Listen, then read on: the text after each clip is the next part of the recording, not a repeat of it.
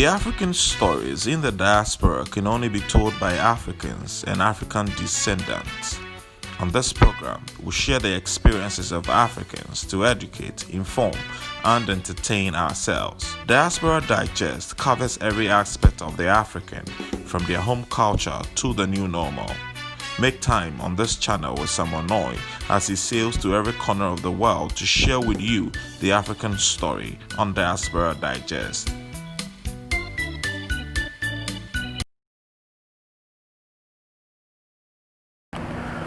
Hello people, it's another beautiful Friday and welcome to Diaspora Digest. My name is Samuel. I'm here on ASU campus to meet the African Students Association president, and I've been told he is a very busy guy. He's right away in his classroom and I'm going there to meet him. Just stay with me. Oh really? Here he comes. Mr. President. Hey, that's Sam. I'm good. How fun now? How you doing? Long time, sir. Yeah. How are you doing? I'm good now. I learned you engineers are very busy. That's how things are, man. I'm just coming out from school right now. Wow. So that's how it is now. So what is this? This is steel construction for like the civil engineers. I think it was made by a company called the Systems Group. As you can see here, it was the American Institute of Steel Construction. It was donated there to teach them that engineers can also be artists. And you can combine your work with art. Because some people always think that engineering, like some engineering buildings or whatever, are not beautiful or not aesthetically pleasing. But yeah, as engineers, we should also combine art with our work. So I think that's what this represents. So how difficult is the engineering course? I mean, it depends on let me just say it depends on your foundation. Yeah. Because most of the courses are at most like maths and physics. So if you have a thorough foundation in maths and physics, you're good. But also, you also have to, you need some creative thinking and critical thinking, because after a certain period, most of your engineering is critical thinking, and that's what you come to school for most of the time. If not, you can just do engineering outside of college. So critical thinking is very important to be an engineer. So someone will ask that, how come you have to move all the way from Nigeria to do engineering here? Because we still have engineering courses back home. Yeah, sure.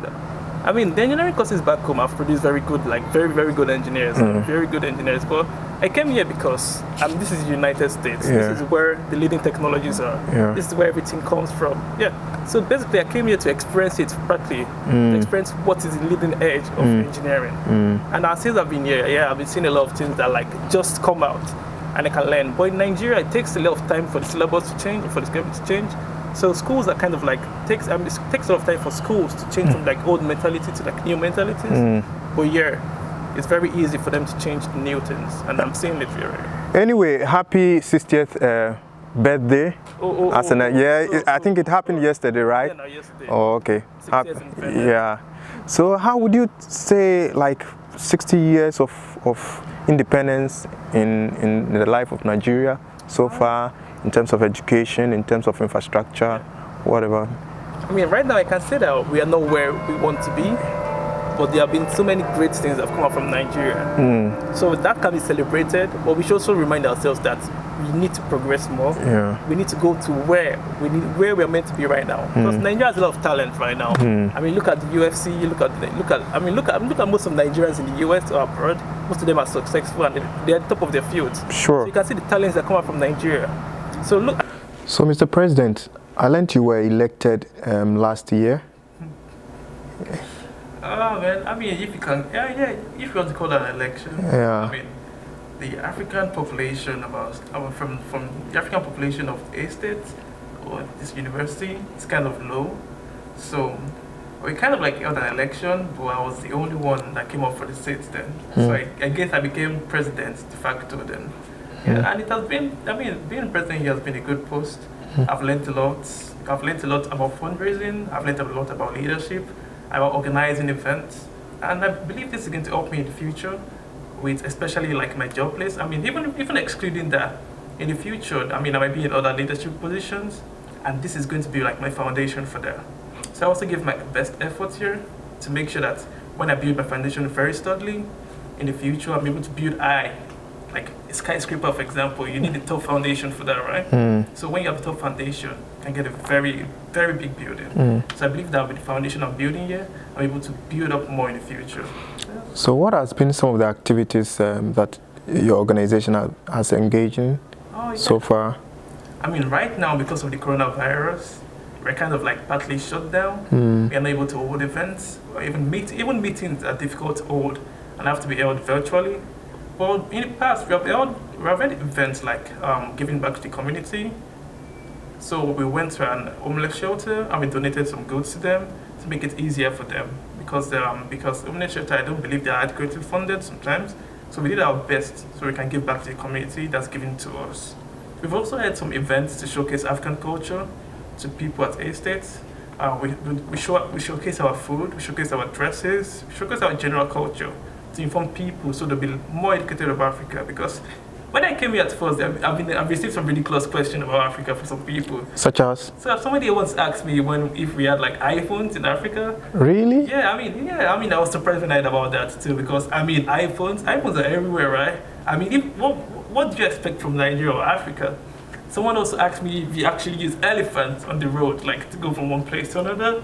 So yeah, I mean, these are things that people can be educated about, and those are things that I believe we are doing to help the image of Africa here in the States. Wow, that's a very tremendous thing. But I'm surprised that someone was asking about elephants and stuff. Yeah, I believe it also comes from some places like this. For example, Jonesboro, Arkansas. People don't really travel outside. Get down. I mean, for example, I heard that some people just stay here from life to death. The school year, you don't travel anywhere else. You don't get information from outside of where you're staying. So I mean, I don't think that's a very good way to live life, but some people have lived like that. So since they've restricted access to information, I think that explains why they have some ignorance about Africa. So yeah, that's why this is a beneficial way to showcase our culture. So as an African and as a Nigerian, how do you balance the culture back home and what you are seeing here? I mean, that's an interesting question. So in Nigeria, for example, we have our culture of respect, right? You don't really talk to adults anyway. Elders have like the way of rights and things like that. And you can't really be so friendly to an adult to talk to them casually. But for example, yeah, when I came here at first, I was shocked by the way people talk to me like I was your mate, right? People talk to me, give me the conversations I had with people show that, oh yeah, they treated me as someone that they could respect, as someone like the mate. So yeah, I mean, when I looked at both cultures, I said, oh yeah, our culture has its own shortcomings, and the culture also has its own shortcomings too. But I believe the best is like a combination of both cultures. So sometimes when I travel back home, it gets really like funny when I go back home and people treat me like, oh yeah, you're just a child things, you can't talk to others like that. But when I come back here, it's almost the opposite. So I had an internship some months ago, and yeah, I was communicating with some of my workers there. I mean, they've been there for some time. I was communicating with them, and I was shocked by the way they talk to each other. They treated each other like, oh yeah, they were friends. They had some basic respect level for them. I mean, and the tax they assigned me for were like real tax. And I can imagine back in Nigeria, I'm pretty sure I'll be sent to buy food or to get water or do something for them, right? I mean, yeah, I'm sure it happens also. I'm sure it also happens here in the US. But I'm saying that from what I've seen that the culture here, they treat everyone like equals. So will you say that is also a culture shock? I mean, definitely, yeah. I mean, that's a culture shock, yeah. But I also believe that it also has its drawbacks, right? Yeah. I mean, I'm sure you have seen videos about children shouting at their parents or whatever, throwing tantrums or whatever. I'm pretty sure everyone knows that you can't do that in Nigeria or Africa. Just be giving a slap immediately. Yeah. So yeah, I mean, that's something I've noticed. Wow. And what would you say about the food? The food, yeah. Oh, yeah. Do you find Nigerian food, amala, eba, and all those things like you? You don't have to remind me about this. You have to remind me. But when I came here at first, I was on a meal plan. And I mean, I can't really remember. And when you talk about meal plan, what does it mean? Oh yeah, the school provides a meal plan for students. At the cafeteria, they serve you a particular amount of food. And there's also like kind of like a buffet or something like that, where you can go to different service sections and they serve you different like food. For example, they serve like pizza and burgers in one place, and in the other place they serve like home cooked meals. And some other places they serve like oriental meals. So yeah, I mean, when I came here at first, it was kind of, let me say, annoying kind of, yeah, because I wasn't used to the food there in the second year. I remember going to the sandwich section one day, and I was asked to choose the type of cheese I wanted. I mean, that was a shocker to me because I didn't even know the names of the cheese.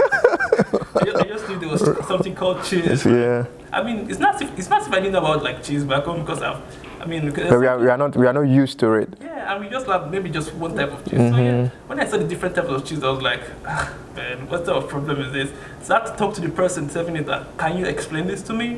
Like, what is this? What is this? What is this? And I believe that's something we should do. Like when we're in a non-familiar situation, we should try to ask, like, what is this, so we can get better information. So yeah, so from that there was just, I mean, what I was eating most of the time was like burgers, fried, pizza, and maybe some other occasional good food sometimes, and that wasn't really healthy for me.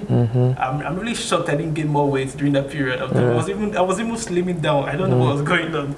So yeah, during that period I wasn't eating well, and for the African food you mentioned, for this location in particular, you can't really find restaurants or stores that sell food for Africans.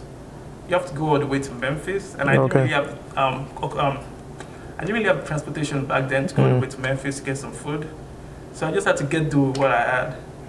So yeah, I mean. So you make do of. Yeah, make do what you have. Yeah. I mean, for example, but yeah, there's some foods you can actually cook sometimes. For example, there's rice everywhere. There's tomato paste. There's meat. There's everything. So those are generic products. Yeah, you can make jollof rice. You can make jollof rice. Which of the jollof rice? I mean, I've tried different countries' jollof rice. Yeah. I mean, everything. It depends on the person that's cooking it. Which one is better, right? That's it. I mean, I can be the worst Nigerian jollof rice. I'll say Ghanaian is better, definitely. But yeah, it depends on the person that's cooking it, though. That's what I've said. So on a normal day, what is the typical routine that you have? Like when you wake up early in the morning and. On a normal day, I wake up like 6 a.m. And the first thing that I hear is like my phone alarm.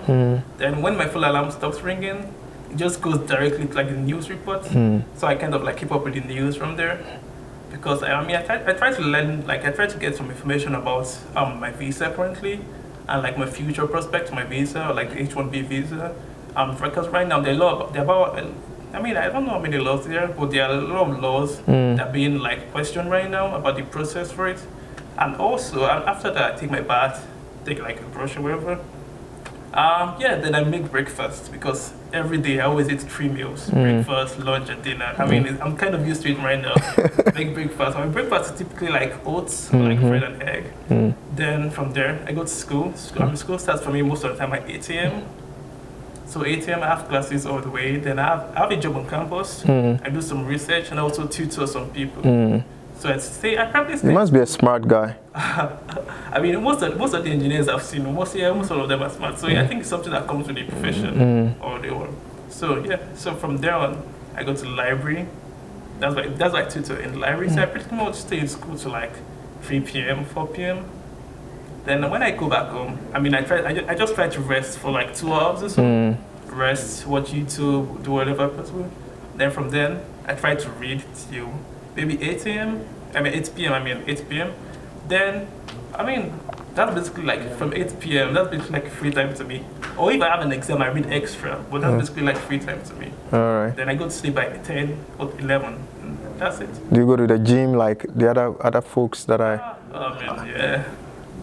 I mean, they say that healthy body, healthy mind. So yeah, I go to the gym about 4 times a week. Wow.